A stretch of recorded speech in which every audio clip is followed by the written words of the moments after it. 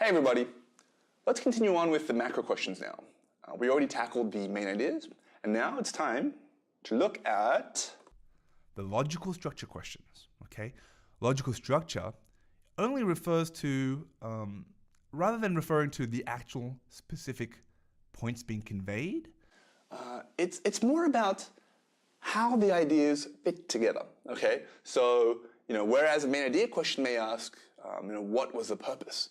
And you need to talk about, the author wanted to tell me why dogs are the best pets, right? These questions are about how did the author support and develop her argument why dogs are the best pets? So perhaps the author did it by contrasting with cats. Perhaps the author used a listing pattern to list many reasons why dogs are great pets. Or a common one is using examples to define and illustrate the author's point as well. So let's take a look at a passage we've read before. This passage is that one on gifts that we've done before, and the type of question you may see is like this. How does the author develop her argument? And you can see here these are all examples of vague viewpoints, by the way, some vague viewpoints describing how the author structured her argument. Now, let's use what we did before, the RAC method. We said these are the main ideas of this passage. It starts by describing how gift giving can create ambivalent feelings within gift givers. How economists often have a not a favorable view of gift giving because of the dead weight lost, if you remember. Then, the author went on to describe her own proposal, her own theory about why gift givers and gift recipients have different feelings about the value of gifts. And basically in the last two paragraphs, the author goes on to explain her theory, right? Some outside research that supports it, and what her theory is, right? Again, what her theory is. And essentially that theory is that, gift givers and gift recipients have different valuations.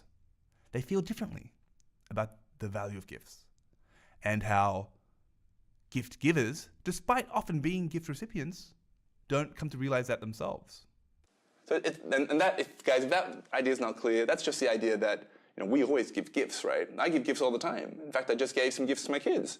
But we have all this experience giving gifts. We have all this experience receiving gifts, right, from our friends, from our family. But for some reason, we can't seem to associate that, the value, the money we spend on gifts isn't really related to the value that people feel when they receive them. And this paragraph is describing how, we should know that because we've seen both sides of the coin, yet we somehow can't, okay? So let's go back to that question. How does the author develop her argument? Does she rebut a theory by using multiple examples? Remember, this is a vague viewpoint. Let's specify it. Let's tie it back to the passage. What's the theory that's being rebutted, and where are the examples? Now, there was a theory. There's Chimera's theory, there's Waldfogel's theory, there's her own theory. But which of these theories is being rebutted? In fact, none are. None are being rejected, are they? So, simply due to that, we can say A is definitely wrong. There's no theory being rebutted. B says that she describes a puzzling phenomenon that she then tries to explain. What's the puzzling phenomenon? Does she try to explain it? Well, here is that puzzling phenomenon, and there's the explanation.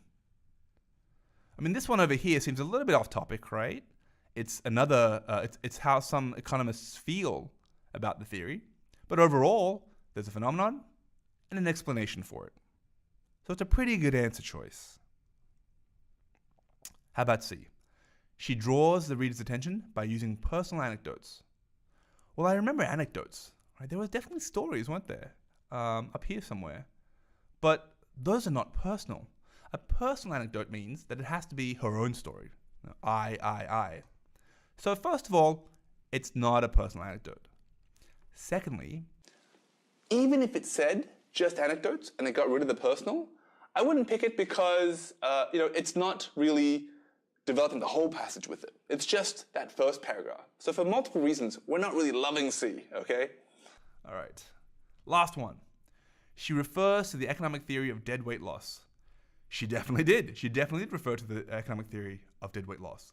But again, specific to one paragraph, and it's really not being developed by the rest of the passage. So I'm not going to pick that as my answer choice. the best answer then must be B. Okay? One more example, guys. And this is an example of a two-passage question. Again, we've done the analysis for this one about space mining. And the question is one that asks about the relationship between the two passages. Which statement best describes the relationship between the passages? Let's take a look at our main ideas. Remember, passage 1 was about how mining is taking off, how all these private firms are starting to become interested. How there are benefits not only for the miners, but for others too, and how water and soil will be valuable in space. Passage 2, as we just discussed, was about how space mining may have some valuable benefits, but we need to stop and pause and consider as well. So if I were to say, hey, what are the similarities here? I'd say, well, they both describe that space mining can be valuable, that we can get some good resources out of it. How are the two passages different? The second passage describes some considerations, some reservations, some hesitations that we may have about space mining. So let's try to find that answer. And guys, at this point, an important piece of advice is, we do this analysis to find the main points and the similarities and differences, but I'd say about half the time, you may not find the idea that you came up with as the answer choice. But as long as you stay flexible, you stay loose on your feet, right? Stay light on your feet. You're going to find something that does describe what you're looking for, okay? You're going to see something that matches what you had in your head somewhat. Okay, let's take a look. A, passage 2 refutes the central claim advanced in passage 1. Now, refute means it rejects it. We're rejecting the main idea. And passage 1's main idea was that space mining can have some valuable benefits. Did passage 2 reject that? Now, in my memory, passage 2 accepted that and then said we have to be careful. So passage 2 does not refute it. It accepts it. So A is not the right answer. B, passage 2 illustrates the phenomenon described in more general terms in passage 1. So this is saying that passage 1 was really broad. Passage 1 had a broad idea, and passage 2 used examples to show that. Remember, super important as well, the word illustrate's a good one. It shows that there's an example. Illustrate means, hey, let me show you what I'm talking about with an example. And the SAT uses that really specifically. If you see that word illustrate, you're looking for an example, okay? And in fact, when you look at passage 2, there were no examples. There were no examples being used. Like, for example, we may be able to mine gold or platinum. So there were no examples there, so B cannot be the answer due to the word illustrate. C, passage 2 argues against the practicality of the proposals put forth in passage 1. So again, remember, it's a vague viewpoint. Specify it in your mind. What does that mean? So what were the proposals put forth in passage 1? Those proposals were that space mining can be valuable. And how did passage 2 argue against the practicality of it?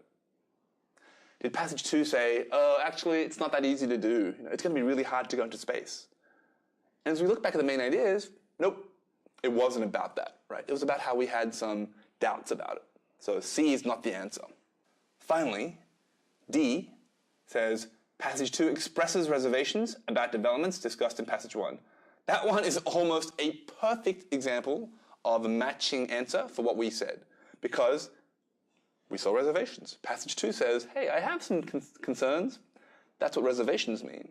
And the developments in passage 1 would be the developments leading towards space mining. There are these private firms starting to do it, people starting to get interested in it. So again, you have to think about what do those vague viewpoints mean. Right? Otherwise, when you read this, it can be really confusing because all these terms could refer to different things. But as soon as you try to tie it and connect it back, what you get is the answer. And you find, D must be the answer here. So let's review. Ladies and gentlemen, we start with really the crux of passage analysis. Review the main ideas. Review what you did within the RAC and the WWW method to discover what the logical structure is. But do not panic if you don't see a perfect answer. Just pick one that matches the most ideas, the majority of the ideas in your analysis.